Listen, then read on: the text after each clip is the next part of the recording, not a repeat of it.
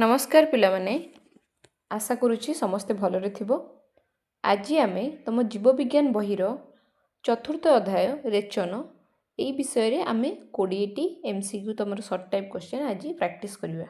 तो आम गोटे क्विक रिविजन करदे ये विषय देख। तब डेरी नक चलो आम आरंभ करवा। प्रथम क्वेश्चन देख। प्रथम प्रश्न देख केउ वर्ण कणार उपस्थिति जोगु मूत्रर रंग ईषद हलदिया हुए। तेबे ऑप्शन तुम रही यूरोक्रम, क्लोरोफिल, क्रिएटिनिन और यूरिया। तो उत्तरटी कौन हम? प्रथम टी निजे चिंता कर, वीडियो को पॉज करी देन तुम आंसर देख। आशा करुच्ची निजे करदे प्रथम आंसर। तेबे उत्तरटी आम जानिबा। उत्तरटी होची यूरोक्रम है। एबे सेकंड क्वेश्चन देख। रेजिन और टैनिन परी वर्ज्यवस्तु उद्भिदर केउठारे संगृहीत होता है? फ्लोएम रे ना जाइलेम रे ना बातरंध्र ना त्वचवरण कौन हम? तेज उत्तरटी तुम रहिबो जाइलेम है। तृतीय प्रश्न देख। नेफ्रिडिया केउ प्राणीर अन्यतम रेचन अंग? नेफ्रिडिया तुम केउ प्राणीर रेचन अंग? तुम उत्तर कौन हम? जिया है। तुम उत्तर कौन हम? जिया। ए 4 नंबर क्वेश्चन देख। एमिबार रेचन अंग कौन? तेबे उत्तर तुम रहिबो संकोचिकी धानी है। कौन रहिबो? संकोचिकी धानी। ठीक अच्छे। 5 नंबर प्रश्न देख। मनीष ब्रुकक्र भितर पाखरे थिबा खालुआ स्थानटी को कौन कह जाए? कौन कह जाए? तुम कॉर्टेक्स कह जाए, मेड्यूला ना हाइलम ना गबणी बस्ती कौन हम? तेबे तुम उत्तरटी रहिबो हाइलम। ठीक अच्छे। एबे 6 नंबर प्रश्न देख। केउंटी शरीररू निष्कासित न होई पुनः शोषित हुए माने रीअब्जॉर्प्शन हुए? तुम सिक्रेशन न होइकी रीअब्जॉर्प्शन हुए तुम कौन? यूरिक एसिड ना ग्लूकोज ना क्रिएटिन ना यूरिया कौन हम?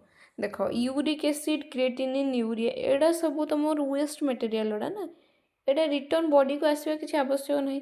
ग्लूकोजटा आमर शक्ति जरूरी ना, तुम एटा कार्बोहाइड्रेट जीव नहीं कि तुम जोटा रहा श्वेतसार तुम शरीर जरूरी नुहे। तो से तुम रीअब्जॉर्प्शन हो जाए पुनः शोषित हो जाए। तो उत्तर हम तुम ग्लूकोज। ठीक अच्छे। 7 नंबर प्रश्न देख। ब्रुकक्रू केउ हार्मोन क्षरण हुए? तुम ब्रुकक्रू केउ हार्मोन क्षरण हुए?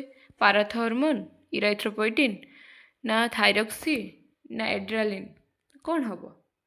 तुम उत्तर हम इराइथ्रोपोइटिन। ठीक अच्छे। देख 8 नंबर प्रश्न देख। 8 नंबर प्रश्न रोची केउ प्राणीर शरीर यूरिक एसिड निष्कासित हुए? माने तुम जो रेचन अंगरू कि यूरिक एसिड तुम एक्सक्रीट किए करे? ठीक अच्छे। निष्कासित किए करे? तुम स्तन्यपायी प्राणी ना पक्षी ना माछ ना उभयचर किए करे? पक्षी करे ना। बार्ड्स मान जी रही से तुम यूरिक एसिड सिक्रेट करती। यूरिक एसिड रेचन अंगरू निष्कासित हुए। 9 नंबर प्रश्न देख। केउंटी शरीरर रेचन अंग नुहे? कौटा शरीरर रेचन अंग नुहे? तबे उत्तर कौन रहिबो तुमर? उत्तर रहिबो फुसफुस, चर्म, ब्रुक, हृत्पिंड कौन हम? हृत्पिंड हम ना। तुम हार्ट रु कौन आसे? तो ना किसी रेचन अंग किसी हृत्पिंड तो ना रेचन अंग हमनी ना। देख 10 नंबर प्रश्न देख। शिखाकोश केउ प्राणीर रेचन अंग? शिखाकोश तुम केउ प्राणीर रेचन अंग? उत्तर कौन रहिबो? चेप्टाकृमि है।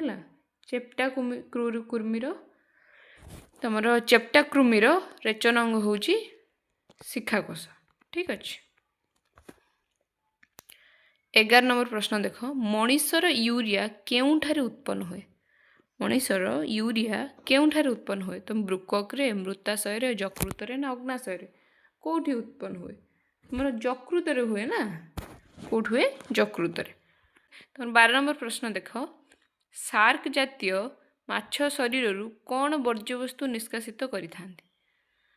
तो ऑप्शन कौन रहा? Urea, ammonia, uric acid, amino acid कौन हम? उत्तर कौन हम तुम?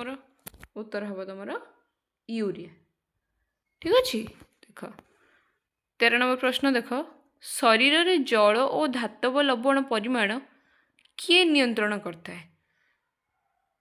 किए नियंत्रण करता है निजे आंसर कर प्रथमे कौन हम आंसर मोर आंसर ब्रुकक। ठीक अच्छे शरीर में जल और धातव लवण परिमाण ब्रुकक नियंत्रण करें। ठीक अच्छे आम देखिए 14 नंबर प्रश्न। 14 नंबर प्रश्न देख माछ जातीय जलचर प्राणी शरीर उत्पन्न आमोनिया को विसरण प्रक्रिया द्वारा केउटा को निष्कासित केउटा को निष्कासित करथांती? तो उत्तर कौन रहिबो तुमर जलीय परिवेश रहिबो ना वायुमंडल ना परिसंस्थान उपसहचक्र क्या केउटा को निष्कासित करथांती? जलीय परिवेश को ना माछ माने एमोनिया तांकर रेचन अंगरू निष्कासित है एमोनिया सेटा सी पानी रे से पानी रुहंती जेहेतु जल से निष्कासित करथांती किछि वायुमंडल परिसंस्था ए सब किछि हेबनी है। देख 15 नंबर प्रश्न देख यूरिया जो आमर रहिला वेस्ट मटेरियलटा सेटा सिक्रेट हुए उभयचर तुम जे जल रुए स्थल रुए जो प्राणी मैंने से सिक्रेट है तुम यूरिया। तेरे पतंग मैंने कौन सिक्रेट करेंगे जो पतंग मैंने जोड़ा रही से माने हाँ पक्षी मैंने आम देखले पक्षी मैंने यूरिक एसिड सिक्रेट करती तो पतंग मैंने भी तुम यूरिक एसिड ही सिक्रेट करेंगे। ठीक अच्छे बुझल यूरिक एसिड सिक्रेट कले। एबे 16 नंबर प्रश्न देख एबे 16 नंबर प्रश्न देख हृत्पिंड हाथ मुठा परी देखा जाए हाथ मुठा परी तार आकार होता है ना हृत्पिंडर तो ब्रुकक आकारटा केमती होता है कह ब्रुकक आकार केमती होता है शिंब मंजी परी होता है ना केमती होता है तुम पे शिंब मंजी परी। ठीक अच्छे 17 नंबर प्रश्न देख ब्रुकक निःसृत एरिथ्रोपोएटिन हार्मोन रो कार्य कौन? जो ब्रुकक सिक्रेट होची एरिथ्रोपोएटिन हार्मोन ता काम कौन से कौन करे से शरीर जलर मात्रा नियंत्रण करे ना लोहित रक्तकणिका तैयारी करे ना धातव लवण मात्रा नियंत्रण करे ना मूत्रर सांद्रता नियंत्रण करे कौन करे से लोहित रक्तकणिका तैयारी करे ना आरबीसी तैयारी करे। ठीक अच्छे इराथ्रोपोएटिन तुम आरबीसी तैयारी कर।